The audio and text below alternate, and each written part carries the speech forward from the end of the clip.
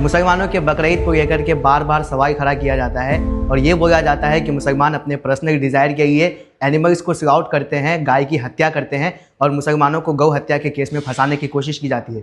ये बोल करके कि मुसलमान अपने त्यौहार को मनाने के लिए किसी जानवर की जान लेते हैं, जब इंडियन कॉन्स्टिट्यूशन के हिसाब से देखें तो आर्टिकल 48 के मुताबिक एनिमल हस्बेंड्री को नुकसान पहुंचाना एकदम से इलीगल है। लेकिन ये बात हमेशा याद ज़हन में रखो कि एनिमल्स को अपने लिए मारना ये तो इलीगल है, लेकिन अगर उसके कुछ पर्सपेक्टिव्स हो और उसके कुछ रीजंस हो तो फिर ये भी क्लियर हो जाता है। जब लोग सवाल खड़ा करते हैं कि मुसलमान अपनी कुर्बानी मनाने के लिए जानवरों की जान लेते हैं, जानवरों को ज़बह करते हैं, वो इंसान जो जानवरों की जान की इतनी केयर करते हैं, वो जब मछली खाते हैं तब ये बात क्यों भूल जाते हैं कि हम खुद के खाने के लिए किसी की जान ले रहे हैं। जब वो चिकन्स कंज्यूम करते हैं तब ये बात क्यों भूल जाते हैं कि हम किसी की जान ले रहे होते हैं। साइंस के मुताबिक तो आज का वेजिटेबल और प्लांट्स भी लिविंग ऑर्गेनिज्म है और उसको उगाने में जो इंसेक्ट्स होते हैं वो भी लिविंग ऑर्गेनिजम्स है।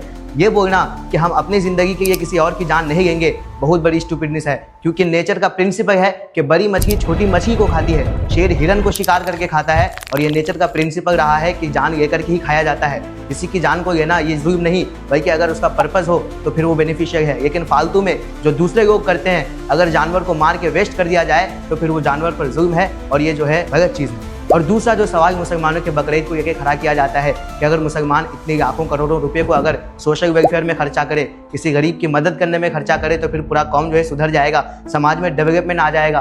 बिल्कुल होना चाहिए। मैं इस चीज़ के एकदम खिलाफ नहीं हूँ कि सोशल वेलफेयर में खर्चा ना हो, गरीबों की मदद ना हो, समाज के लिए खर्चा ना हो, वो हो। लेकिन उस वक्त जब आप आईफोन के हमेशा लेटेस्ट वर्जन को खरीदने जाते हैं तब आपको सोचना चाहिए कि एंड्रॉइड लेकर के बाकी पैसा मुझे गरीब की मदद या सोशल वेलफेयर में खर्चा करना है। ये बात क्यों भूल जाते हैं? कुर्बानी एक इबादत है और इबादत का कोई अल्टरनेटिव नहीं, कोई मुतबादिल नहीं। यानी अगर आपको फ़ोन चलाना है, आईफोन के पैसे से एंड्रॉइड लेकर के बाकी पैसे को आप डोनेट कर सकते हैं। It is possible, but when it comes to इबादत, बिकॉज कुर्बानी इज़ अ इबादत और इबादत का कोई अल्टरनेटिव नहीं, तो ये बोलना कि जानवर नहीं ज़बह करके वो पैसे को हम सदका कर देंगे या गरीबों की मदद में लगाएंगे, ऐसा नहीं होगा। क्योंकि रसूल सल्लल्लाहु अलैहि वसल्लम का फरमान है कि कुर्बानी के दिनों में जानवर ज़बह करने से बेहतर कोई अमल है ही नहीं। तो मुसलमान इसको इबादत के तौर पर करते हैं और इबादत का दूसरा कोई अल्टरनेटिव और दूसरा कोई मुतबादिल नहीं है, इसलिए मुसलमान बकरीद में जानवरों को ज़बह करते हैं। और ये सारी चीज़ें जो गौ हत्या वगैरह आज हमारे देश में चल रहा है, ये सब का जड़ और ये सब का जो है रूट वो पॉलिटिक्स के अलावा कुछ भी नहीं है। अगर आज ये लोग अगर जानवरों की जान की हिमायत करने वाले होते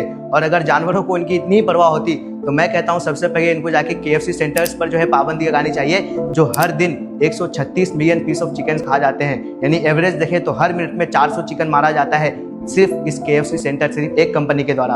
अगर हमारी सरकार जानवरों को लेकर कितनी ही ज़्यादा हसास है तो KFC सेंटर पर पाबंदी लगाए, देश में KFC सेंटर पर आने पर रिस्ट्रिक्शंस लगाए, लेकिन नहीं, क्योंकि उनको कैश पैदा करना है, हिंदू मुसलमान करना है, अपने पॉलिटिक्स की सियासत की रोटी सेकनी है। इसीलिए वो जो है हमेशा हिंदू मुसलमान करते रहेंगे और किसी ना किसी तरीके से मुद्दा बनाएंगे। वरना इनको चाहिए था कि सबसे पहले इन जैसे कंपनीज पर पाबंदी लगाए। और एक बड़ी शॉकिंग चीज़ आप देखिएगा कि हिंदुस्तान में जिन जिन स्टेट्स में बीफ बैन है, जिन जिन स्टेट में गौ हत्या के खिलाफ कानून आया है, उन स्टेट्स में आप देख लीजिएगा यूपी में जितना भी क्राइम होता है उसका 28% वायलेंस सिर्फ इसलिए होता है कि वहाँ पे बीफ के नाम पर मॉब लिंचिंग की जाती है। इसी तरह हरियाणा में 15%, राजस्थान में 12% और झारखंड में 11%। और इस तरह की पूरी एक लिस्ट है जो उन स्टेट्स की है जहाँ पे बीफ बैन है और वहाँ पे जो है बीफ के नाम पर में मुसलमान और हिंदू या फिर दूसरे रिलीजन्स के बीच में क्लैश हुआ करती है और उसके बीच में फिर आकर के सरकार फ़ायदा उठा के की जाती है। एक चीज़ हमेशा जहन में याद रखिएगा कि इंडियन कॉन्स्टिट्यूशन में जो आर्टिकल 48 में कहा गया है कि एनिमल हस्बेंड्री को नुकसान नहीं पहुँचाना है, जो एनिमल्स इंडेंजर्ड स्पेसीज हैं, यानी आप देखिएगा कि मुसलमान उन सारे जानवरों को नहीं खाते हैं। आप किसी ऐसे जानवर का नाम मुझको बता दीजिए जो मुसलमान कुर्बानी के दिन कंज्यूम करते हो और उसका नाम इंडेंजर्ड स्पेसीज में हो। मैं आपको चैलेंज कर सकता हूं कि पूरे देश का सेंसस निकाल लीजिए, मुसलमान काउज, कैमल्स, बफेलोज वगैरह खाते हैं, आप सेंसस निकाल के देख लीजिए। पिछले बार का सेंसस है, गाय को कुर्बानी में ज़बह की जाती है, उसके बावजूद भी गाय का नंबर बढ़ा और 6.0% गाय के नंबर में इजाफा हुआ। मुसलमान पिग्स कंज्यूम नहीं करते हैं, लेकिन आप सेंसस उठा के देखिए 12.3% जो है पिग्स के तादाद में डिक्रीज हुआ है और पिग्स का नंबर कम हो गया है। इसी तरह डॉग्स का नंबर देख लीजिए, मुसलमान कुत्ते का गोश्त नहीं खाते, उसके बाद जो है कुत्ते का नंबर जो है देश में कम हो गया, कोई इसे कंज्यूम नहीं करता। लेकिन मुसलमान हर साल लाखों गायों को ज़बह करते हैं, उनको इबादत के तौर पे एक जरिया बनाकर इस्तेमाल करते हैं। उसके बावजूद भी में जो है काउज और बफेलोज के नंबर में बहुत ज़्यादा इजाफा हुआ है। यानी एक चीज़ क्लियर है कि अल्लाह ताला ने जिन जानवरों को मुसलमानों को कंज्यूम करने का हुक्म दिया और हलाल रखा है, रब ताला उन जानवरों में बरकत भी रखा है और उसमें हिकमत भी रखा है। एक चीज़ क्लियर है कि गौ हत्या को लेकर के मुसलमान और दूसरे कम्युनिटीज़ को लड़ाना सिर्फ एक पॉलिटिकल एजेंडा है। जिन स्टेट्स में बीफ बैन है वहाँ पे गाय तो नहीं मरते हैं, लेकिन गाय से ज़्यादा क्रैशेस में लोग मर जाते हैं। कितने स्टेट्स है जहाँ पे बीफ के नाम पर में लोगों के बीच में दंगा हुआ, फसाद हुआ।